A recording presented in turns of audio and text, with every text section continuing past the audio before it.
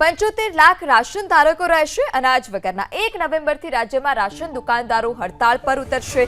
પડતર માંગણીઓનું નિરાકરણ ન આવતા આખરે હવે રાશનના દુકાનદારો છે તે હડતાળ પર ઉતર્યા છે। સરકાર માંગણી નહીં સ્વીકારે ત્યાં સુધી હડતાળની ચીમકી। રજૂઆતો છતાં પ્રશ્નનું નિરાકરણ ન આવ્યાનો આરોપ છે। બાયોમેટ્રિક વેરિફિકેશન રદ કરવા દુકાનદારોની માંગ। સમયસર કમિશનની ચૂકવણી કરવા પણ દુકાનદારોએ માંગ કરી છે। 1 નવેમ્બરથી જે હડતાલની બાબત છે એ બાબતની અંદર રાજ્ય અમારા બંને એસોસિએશન દ્વારા વારંવાર મને અધિકારીઓને રજૂઆતો કરેલી છે।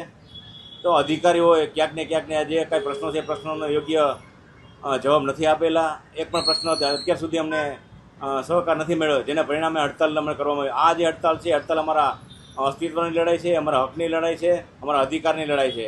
અમને યોગ્ય કમિશન મળતું નથી। કમિશનની બાબત છે એની માટે પણ રજૂઆત કરેલી છે।